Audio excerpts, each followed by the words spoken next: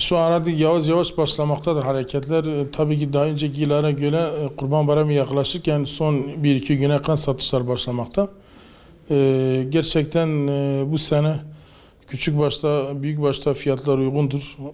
Herkese hitap eden kurbanlıklar vardır. Özellikle insanlarımızdan herkesin son güne bırakılmaması ve kurban kesimin alımlarının bir an önceden yapılması gerektiğine inanıyoruz. Satışlarımız yoğun bir şekilde devam etmekte ama büyükbaşta beklentimiz büyükbaşın bu sene bayramın ilk gününde bitirilmesi yönünde. Yani birinci günde, bayramın birinci gününde büyükbaş tükenecektir diye düşünüyoruz. Küçükbaşta ikinci, üçüncü güne kadar satışlar devam edecektir. Özellikle Urfa'da satışlar çok yoğun şekilde devam etmektedir. Batıya ihracatımız.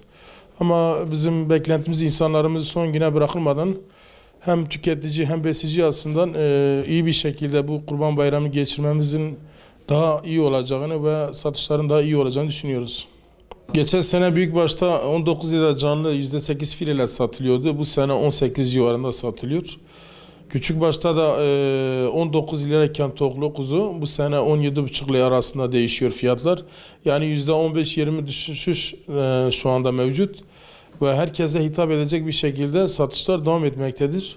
Ama küçükbaşta biraz büyükbaşına nazaranla satışlar şu anda durgun gibi yani seyretmektedir. Ama son güne bitireceğine inanıyoruz. Besicilerin mallarını, kendi hayvanlarını bitireceğine inanıyoruz. Şimdi sel açısından da yani havaların sıcak olmasından dolayı daha büyükbaşın kırmızı et yani yağsız olmasından dolayı insanlarımız tercih etmektedir. En büyük etkenlerden birisi budur gerçekten. Tabii ki küçükbaşın büyükbaşın oranında eti daha tatlı ve tazedir. Ama insanlarımız sıcak havanın Kurban Bayramı'nın yaz mevsimine denk gelmesiyle birlikte insanlarımız daha da yağsız eti tercih etmektedir yani tüketim açısından. Ondan dolayı biraz büyükbaşta yoğunluk vardır ve büyükbaşın da birinci güne kalmadan tükeneceğine inanıyoruz yani. Beklentimiz o yönünde.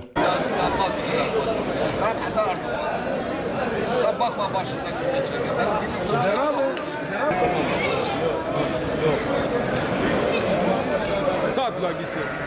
Atla.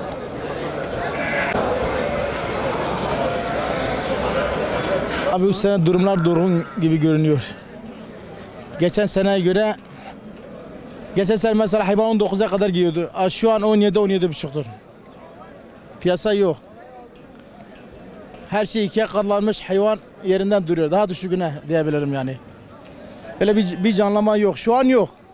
Ama 2 gün sonra ne olacağını belli değil. Vallahi sebep ne diyebilirim? Param piyasada yok. Artık bayram gelmemişti ya, onu tam olarak bilgimiz yok. Ya piyasada para yoktur ya da herkes bayramı birinci ve ikinci günü bekliyorlar.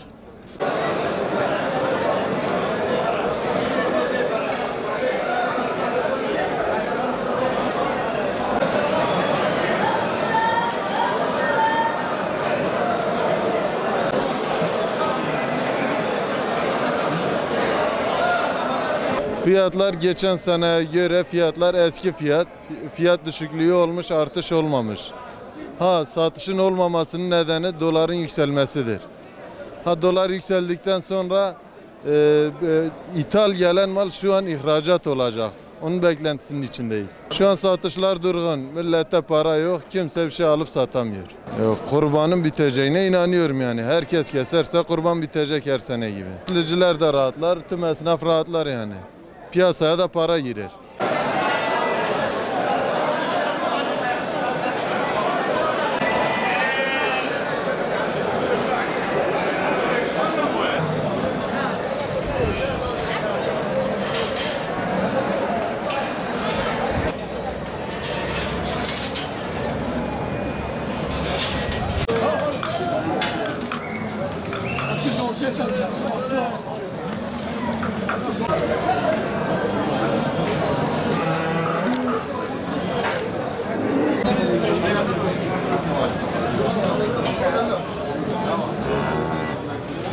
Şu anda fiyatlar uygun, bir de ucuz. Şu anda aslında hep zararda çalışmaktadır.